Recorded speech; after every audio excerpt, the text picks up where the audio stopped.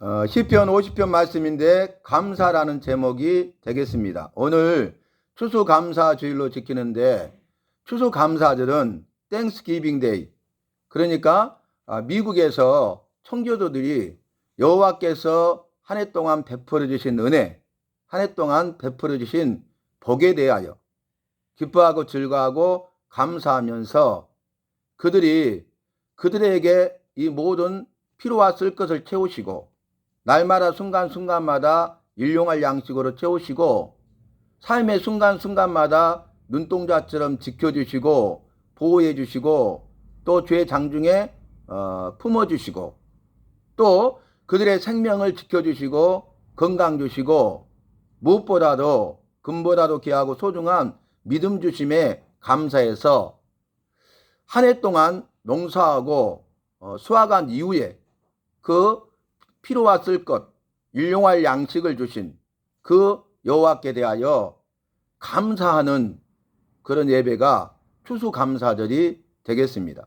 그래서 1620년 영국에서 믿음 생활하던 성도들 가운데 영국 성공회의 핍박 때문에 자유롭게 신앙생활을 할 수 없게 되니까 102명이 메이플라워호를 타고 아메리카 죽음의 항해를 시작합니다. 나라와 민족을 떠나서 자기 나라를 떠나서 또 고향을 떠나서 집을 떠나서 다른 데로 간다는 것은 쉽지 않는 일이잖아요. 그런데 죽음의 항해를 하는 거죠. 산다는 보장이 없어요. 그 배를 타고 아메리카 대륙을 향해서 가는데 한 번도 가보지 않는 미지의 땅입니다. 얼마나 많이 싫었겠어요? 모든 걸 정리하고 꼭 필요한 것들만 가지고 1620년 메이플라워호를 타고 항해를 시작합니다. 무엇 때문이었어요? 신앙 때문이에요. 그들이 믿음의 삶을 살기 위해서 그 모든 것을 다 포기하고 모든 것을 버린 거죠. 믿음의 삶을 살기 위해서 자기 목숨까지도 건 거죠. 우리가 인생을 살아가면서 자신의 목숨을 걸 수 있다? 내가 이 일 때문에 그 일 때문에 저 일 때문에 내 목숨을 걸 수 있다? 쉽지 않는 일이죠. 그런 일이 있기도 어려운 일이죠. 왜냐하면 생명은 천하보다 귀한 것이기 때문에 그렇습니다. 우리가 이 땅의 삶을 마치면 이제 죽음 이후에 천국과 지옥이 있다고 말씀하셨는데 이 땅에 사는 날 동안 우리가 믿음으로 살아야 되고 믿음으로 살아야 되기 때문에 그 사실을 알고 믿은 청교도들은 가감히 모든 것을 포기하고 모든 것을 버리고 그리고 자기의 목숨을 걸고 믿음의 삶을 향하여 항해를 시작한 것입니다. 메이플라워를 탄 것은 메이플라워라는 배를 탄 것이 아니라 그들은 천국의 배를 탄 거예요. 천국의 배. 그들이 믿음으로 살아서 믿음으로 승리하고 믿되 잘 믿고 끝까지 잘 믿어서 죽음 이후에 저 천국에 들어가고 영생복을 누리기 위해서 그들은 이 세상의 부요함, 이 세상의 모든 풍요함, 이 세상에 있는 것들을 추구하는 것이 아니라 저 하늘나라의 영원한 생명과 소망이 있었기 때문에 그들은 이러한 삶을 살기로 결단한 것입니다. 그래서 메이플라워를 타고 102명이 출항을 했는데 우리가 지금 개역 개정판을 보고 있는데 개역 한글판에서는 찬송가에서도 102장이 주 예수보다도 귀한 것은 없네. 그 찬송이었어요.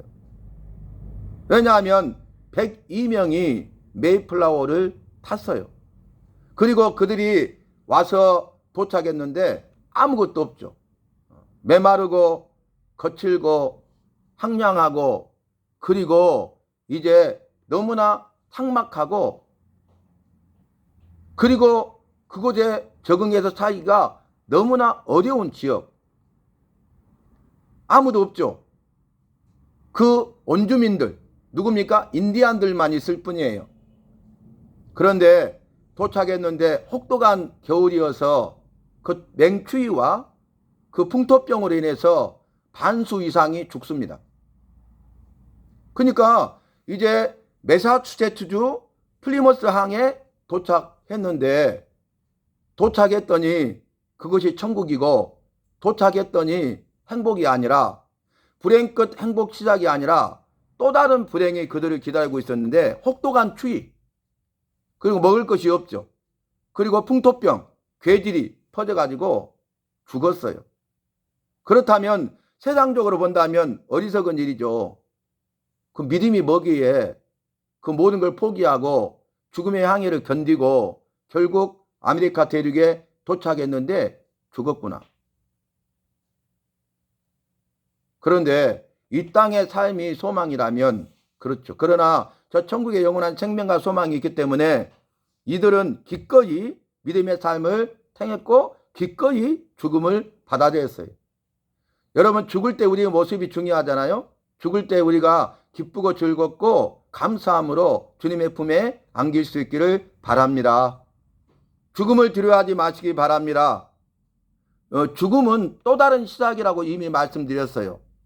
영생의 시작이고 천국과 지옥의 시작이고 지옥경벌 면하고 천국 가서 영원한 형벌 면하고 영원한 생명과 복을 누리는 것이 죽음이에요. 그래서 그 죽음을 두려워하는 것이 아니죠. 죽음은 영광스러운 죽음이 되는 것입니다. 세상 말로 말씀드릴까요? 죽는 순간 불행 끝 행복 시작이에요. 예수 믿는 사람은 죽으면 불행 끝 행복 시작이에요. 이 땅의 삶이 얼마나 어렵고 힘듭니까? 광야와 같다고 말씀하지 않습니까? 이미 말씀대로 야, 지옥 같다. 지옥보다 더하다. 근데 나는 지금 지옥이다. 이렇게 세 사람의 이야기를 말씀드렸잖아요. 지옥 같아. 그런데 그보다 더 심한 것은 지옥이 따로 없어. 그런데 세 번째 사람은 나 지금 지옥이야. 지옥을 맛보고 있는 거죠. 이 땅에 살면 고난과 환난 아닙니까? 우리 앞에 수없이 많은 걸림돌과 장애물이 있지 않습니까? 그래서 마귀가 우리를 흔들어버리고 그로 말미암아서 염려, 근심, 걱정하고 절망하게 만드는 것 아닙니까? 우울하고 불안하게 만드는 것 아닙니까? 강박에 사로잡히게 하는 것 아닙니까? 공황장애, 대인기피증 이런 이야기를 하지 않습니까? 이미 우리는 여러 실제 사례를 통해서 들었어요. 그랬던 사람이 가서 봉사하는 삶을 살았더니 그 모든 게 다 사라진 거예요. 의미 있는 삶을 사는 거죠. 다른 사람을 섬기는 거죠. 봉사하는 거죠. 그 일을 통해서 자신도 새로워지고 그 사람도 새로워지고 변화의 역사가 이루어지는 거죠. 예수 믿는 사람, 믿음으로 사는 사람은 똑같이 고난과 환난이 오지만 믿음으로 승리합니다. 결국 주님의 은혜로 승리합니다. 목사님이니까 그럴 수 있어가 아니. 이미 극복할 수 있어요. 주님이 말씀하셨어요. 세상에서 너희가 환난을 당하나 담대하라. 내가 세상을 이기었노라. 우리가 승리할 것을 말씀하시고 선언하셨어요. 믿는 사람이 승리한대요. 내가 믿는 사람이라면 나는 승리하는 겁니다. 그런데 악한 사탄, 마귀, 귀신이 역사하는 거죠. 우리를 사로잡는 거죠. 미혹하는 거죠. 유혹하는 거죠. 흔드는 거죠. 그래서 두려워하는 마음을 주는 거 아닙니까? 여호와께서 주신 마음은 두려워하는 것이 아니요 오직 사랑과 능력과 근신하는 마음을 주셨다고 하셨어요. 그렇다면 두려워하는 마음은 마귀가 주는 것입니다. 내가 지금 두려워한다? 마귀가 지금 역사하고 있는 거예요. 이 일에 대해서 저 일에 대해서 그 일에 대해서 두려워한다? 여러분, 모든 일은요 두려움으로부터 시작돼요. 문 열어주세요.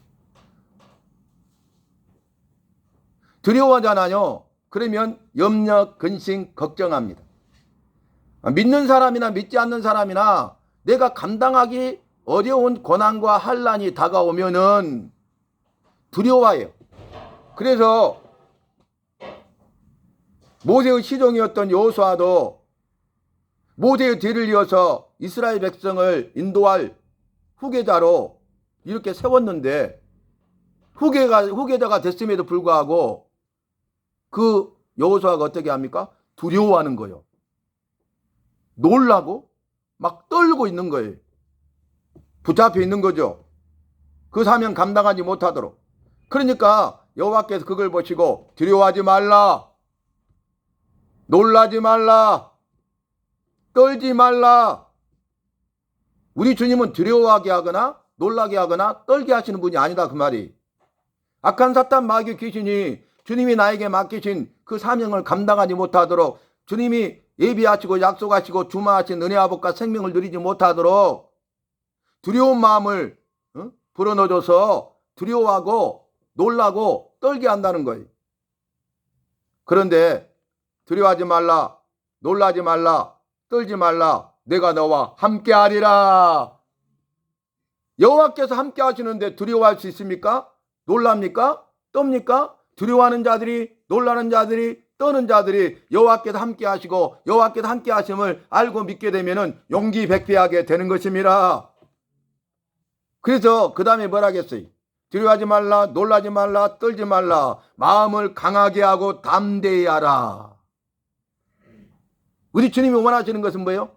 강하게 하고 담대한 마음을 갖는 거예요. 강하고 담대한 마음을 갖는 거예요. 그래도 여호수아가 두려워하고 놀라고 떨어요. 그러니까 주님이 또 말씀하시기를 내가 모세와 함께한 것처럼 내가 너와 함께하리라. 임마누엘, 여호와께서 자기 백성과 함께하시다. 영원하신, 영원전부터 영원까지 계신 영원하신 여호와께서 나를 택하시고 자기 백성 삼으시고 자기 백성인 나와 함께 하시는데 떠나지도 버리지도 아니하시고 졸지도 아니하시고 눈동자처럼 지켜주시고 영원히 지켜주심이라. 함께 하심이라. 도와주심이라. 오늘 추수감사절인데 청교도들이 1년 동안 농사 짓고 그 수확을 주심에 대해서 기뻐하고 즐거워하고 감사함으로 예배를 드리는데 너무나 감격스러운 예배를 드리는 거예요. 모든 걸 다 포기하고 왔잖아요. 혹독한 추위와 풍토병을 견뎠잖아요. 반수 이상이 죽었잖아요. 먹을 것이 아무것도 없었잖아요. 그런데 그 인디안들이 먹을 양식을 나눠주고 또 농사 지을 수 있도록 옥수수 종자를 나눠주고 그리고 농사하는 방법을 알려줬어요. 그 척박한 땅에 농사 지어보지도 않았고 그 다음에 농사를 지는데 얼마나 수확물이 많았겠어요. 변변찮은 수확물이에요. 얼마나 그 수확물이 좋았겠어요? 많았겠어요? 그런데요, 그들은 그럼에도 불구하고 이 수확을 주신 그 주님께 기뻐하고 즐거워하고 감사했다는 거예요. 한 해 동안 베풀어 주신 은혜에 대해서, 한 해 동안 베풀어 주신 복에 대해서 그들은 잊지 아니하고 망각하지 아니하고 기억하면서 감사하는 것이죠. 그래서 그 첫 농사 수확을 가지고 땡스기빙 디 추수감사 예배를 드리는데 그 원주민들을 초청했어요. 원주민들이 도와줬잖아요. 그리고 함께 기쁨의 잔치, 천국 잔치를 합니다. 이것이 11월 넷째 주 목요일 날이에요. 그래서 미국은 추수감사절을 아주 크게 지키죠. 미국은 그래서 11월 넷째 주 목요일 날이었기 때문에 그때를 기점으로 요일이 해마다 달라지기 때문에 11월 22일에서 28일 사이에 해마다 땡스 기빙 데이가 와요. 저희 교회는 지금까지 넷째 주 목요일을 기준으로 해서 해마다 추수감사 예배를 드립니다. 왜요? 우리가 추수감사 예배를 드리는 것은 그 청교도들이 믿음을 선택하고 죽음을 각오하고 죽음의 항해 끝에 반주 이상이 죽어갔지만 그리고 혹독한 추위가 그들을 기다리고 있고 풍토병이 기다리고 있었지만 먹을 것이 없었지만 굶었지만 그리고 척박한 땅에서 원주민들의 도움으로 농사를 지어서 조그만한 보잘것없는 수확을 거뒀지만 구원해 주신 은혜에 감사해서 믿음으로 살게 해주신 은혜에 감사해서 그들이 감사 예배를 드린 거예요. 청교도들은 도착하자마자 혹독한 추위와 괴질, 풍토병이 있었기 때문에 병원이 급선무잖아요. 근데 청교도들이 도착하자마자 교회를 지었어요. 그 다음에 병원을 지었어요. 그 다음에 학교를 지었어요. 여러분, 이들의 삶의 신앙의 우선순위가 무엇인지 아시겠습니까? 노아가 방주에 들어가고 물로 홍수로 심판하시고 방주에서 나올 때 나오자마자 첫 번째 한 일이 무엇입니까? 여호와께 단을 쌓았어요. 먼저 제사를 드렸어요. 먼저 예배를 드린 것입니다. 여러분, 믿는 자의 삶의 우선순위가 어디에 있습니까? 여호와께 있습니까? 예배에 있습니까? 나의 삶의 우선순위가 어디 있습니까? 여호와께 있어요? 예배 드림에 있습니까? 그렇다면 우리의 삶이 달라지죠. 달라져야 되죠. 달라지는 것이 마땅하죠. 이번 주 금요일 날 호스피스 병동, 죽음을 앞둔 분들이잖아요. 죽기 직전에 있는 분들, 예배를 드려달라고 이렇게 연락이 와서 갔어요. 하순 전대병원 호스피스 병동 갔어요. 그 병실에 4인 1실인데 4인, 4사람이 들어갈 수 있는데 혼자만 계시더라고. 3분이 그 전날 저녁에 돌아가신 거예요. 3분 다. 그러면 두려워하고 놀라고 떨지 않겠어요? 가서 예배를 드리고 말씀을 전하고 복음을 제시하고 기도를 해드렸어요. 그랬더니 그분이 힘과 용기를 얻었어요. 소망이 생겼어요. 그 부인이 막 울어요. 그런데 예배 끝나고 나서 소망이 생긴 거예요. 소망 되신 주님 붙잡겠습니다. 생명의 주인 되신 주님 붙잡고 기도하고 승리하겠습니다. 그렇게 하시더라고. 우리 주님이 기뻐하실 일이잖아요. 그죠? 그런데 그분이 저한테 카톡을 보냈어. 그 남자 호스피스 병동에 들어간 남 환자가, 목사님 감사합니다. 사랑합니다. 감사하시더라고. 입술로 카톡으로 보냈을 뿐이에요. 그런데 목사님 감사합니다. 사랑합니다. 이 짧게. 근데 거기에 그 모든 게 담겨 있지 않겠어요? 내가 지금 죽음의 위기 가운데 있는데 목사님이 와서 이렇게 예배 드려줘가지고 나를 위로해 주시고 격려해 주시고 힘과 능력을 주시고 그 다음에 이 소망과 또 생명 되신 주님을 붙잡을 수 있도록 해 주신 것에 대해서, 그 예배 드림에 대해서, 기도해 주심에 대해서 감사하다는 거예요. 그리고 사랑한다는 거예요. 우리 주님께서 나에게 해주신 일을 생각해 보세요. 여호와께서 나를 구원해 주신 것에 대해서 감사해야 되고, 또 구원받은 백성의 삶을 살 수 있도록 해주심에 감사해야 되고, 우리의 삶의 순간순간마다 이것저것 그거 모든 일을 해주심에 대해서 우리는 감사해야 됩니다. 추수감사주일에 특별히 우리가 감사해야 될 것은, 주님의 은혜를 내가 받았으면 그 주님의 은혜를 감사함으로 흘러보내야 된다, 그 말이에요. 그래서 청교도들은 그 주신 것에 대해서, 그 은혜를 베푸심에 대해서 주신 은혜가 너무나 크고 놀라워서 그 은혜를 감사함으로 흘러보내는 것 아닙니까? 성경 말씀에 보면 봄에 수확을 주시죠. 이른 수확. 옛날에는 보리를 많이 심었잖아요. 그죠? 그래서 봄에 추수를 하지 않습니까? 이스라엘도 마찬가지. 그래서 봄에 첫 수확을 주시잖아. 그의 농사에 첫 수확을 거두잖아요. 그러면 감사함으로 제사를 드렸어요. 그게 초실절, 첫 번째 열매를 주님 앞에 드립니다. 이 모든 것은 주님의 것입니다. 라는 신앙 고백으로 이 모든 것이 주님이 주신 주님의 것인데, 우리에게 나에게 주심을 감사하면서 내가 그 첫 열매를 기쁨과 즐거움과 감사함으로 자원함으로 드리는 거예요. 그리고 가을에 또 풍성한 수확을 주시잖아요. 그러면 초막절로 지켜요. 초막절.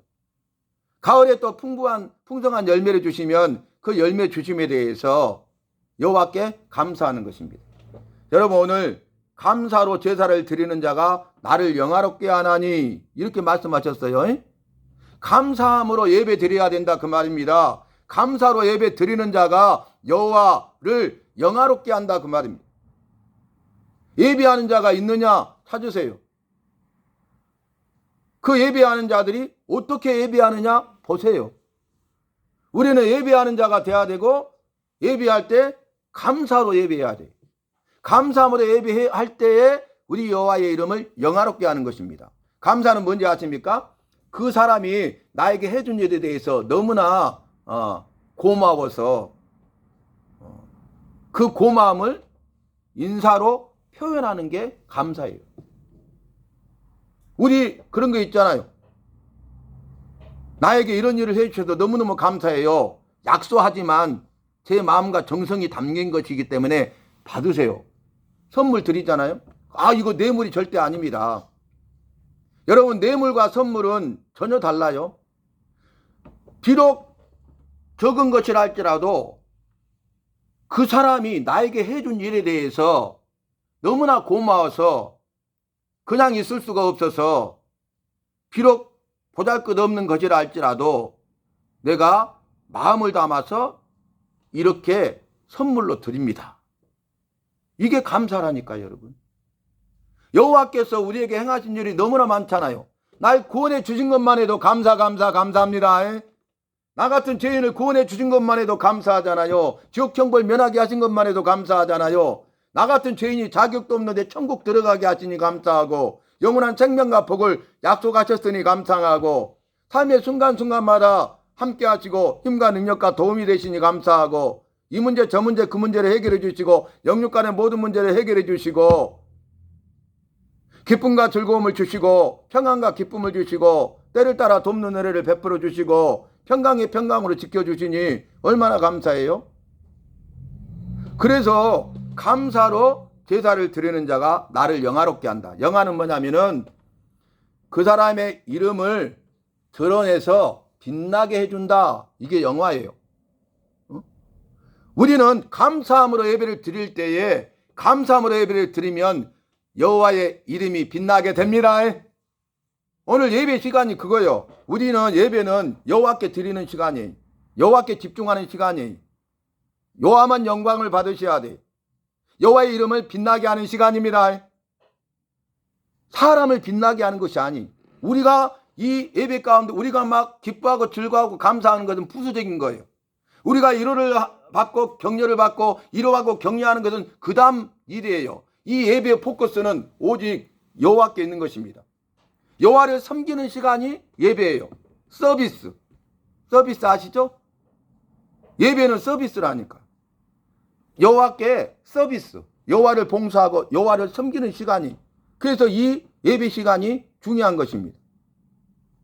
예배 시간에 우리가 말씀 들을 수 있음에 감사하고 약속의 말씀을 붙들고 기도할 수 있음에 감사하고 입술을 열어서 마음껏 찬송할 수 있음에 감사하고 주님께서 우리에게 행하신 일에 대해서 감사함으로 봉헌 예물을 드려서 주님을 기쁘시게 하는 일에 대해서 감사하고 또 마지막 축복 기도를 받을 수 있음에 감사하고 이 모든 예배 순서 하나하나가 감사할 일이 아닙니까? 내가 이곳에 와서 예배 드리고 있다? 감사하죠. 그리고 지금 예배에 집중하면서 예배를 사모하면서 예배를 통해서 주시는 은혜를 사모하고 있다? 감사할 일이죠. 여러분, 감사하는 자가 되십시다. 감사하는 자가 되시기 바랍니다. 감사하지 못할 자는 한 사람도 없습니다. 왜요? 성경 말씀에 냉수 한 그릇이라도, 물적이네. 냉수 한 그릇이라도 주의 이름으로 대접하면, 냉수 한 그릇이라도 주의 이름으로 선지자를 대접하면 그런 선지자의 상을 얻을 것이다. 상을 결코 잃지 않을 것이다 그래. 냉수 한 그릇은 떠줄 수 있잖아요. 그곳에 내 마음을 담는 거죠. 정말 그 은혜가 크다면, 나를 향한 주님의 사랑이 크다면, 그걸 내가 정말로 감사하고 있다면 우리의 삶은 달라져야 돼.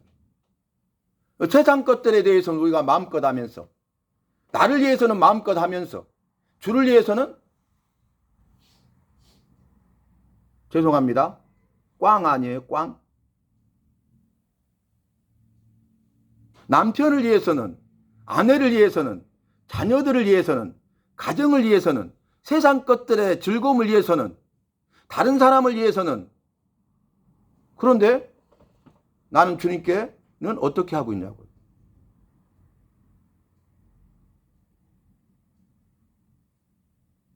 주님을 우리가 사랑하고 주님을 우리가 사모한다면 여러분 정말로 내 삶의 우선순위가 주님께 있고, 그리고 주님의 은혜를 사모하고 주님이 주신 은혜를 내가 받았다면 그 은혜를 흘러보낼 수 있기를 바랍니다.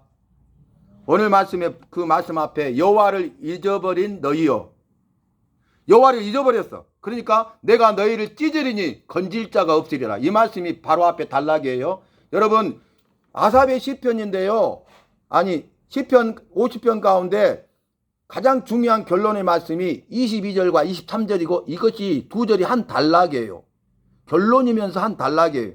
근데 여호와를 잊어버린 너희여, 여호와께서 찢으리니 건질 자가 없으리라 그래요. 무슨 말이죠? 여호와를 잊어버려. 여호와가 베푸신 은혜를 잊어버려. 주신 복을 잊어버려. 자기만을 위해 살아. 여호와를 잊어버린 너희여, 여호와께서 찢으리니 건질 자가 없으리라 그랬어요. 무서운 말이죠. 찢는 것 아시죠? 그래놓고 그 다음 절에 감사로 제사를 드리는 자가 나를 영화롭게 하나니 그 행위를 옳게 하는 자에게 여호와의 구원을 보이리라. 이렇게 말씀하셔요. 그 행위를 옳게 하는 자에게 여호와의 구원을 보인대요. 구원하신대요. 구원을 누리게 하신대요. 나를 구원하셨어요. 구원을 누리게 하셨어요. 그러면 우리는 그 행위를 옳게 하는 자가 돼야 돼요. 그 행위를 옳게 하는 자에게 여호와의 구원을 보이신대요. 그러면 그 행위를 옳게 하는 게 뭐예요? 여호와를 잊어버리지 아니하고 감사로 제사를 드리는 것입니다. 여호와를 잊어버리지 마세요. 예배할 때마다 감사로 여호와께 예배할 수 있기를 바랍니다. 내가 여호와를 잊어버리지 아니하고 감사로 여호와께 예배하는 것이 그 행위를 옳게 하는 것이고 그 사람에게 여호와의 구원을 보이리라고 말씀하시고 약속하셨어요. 오늘 말씀 정리하는데 사랑하는 성도 여러분, 어떤 상황에서도 여호와를 잊어버리지 마시기 바랍니다.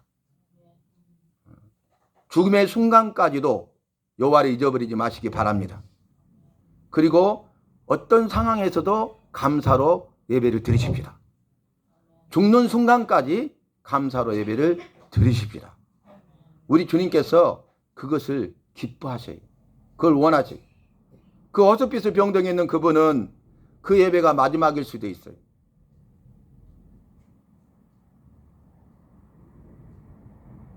그런데 그 예배를 통해서 입술로 고백했잖아요. 감사합니다. 입술로 고백했잖아요. 사랑합니다. 그 아무것도 할 수 없고 아무것도 해줄 수 없는 상황에 아무것도 해주지 않아도 괜찮아요. 그런데 그분이 감사합니다, 사랑합니다 카톡을 보냈을 때 그 사람의 마음을 알 수 있잖아요. 그 사람의 마음이 회복되는 것 아니에요? 그 사람의 마음속에 소망이 있는 것 아닙니까? 그럼 감사하죠. 목사는 그거 하나 때문에 감사하는 거예요. 다른 것이 중요한 것이 아니에요.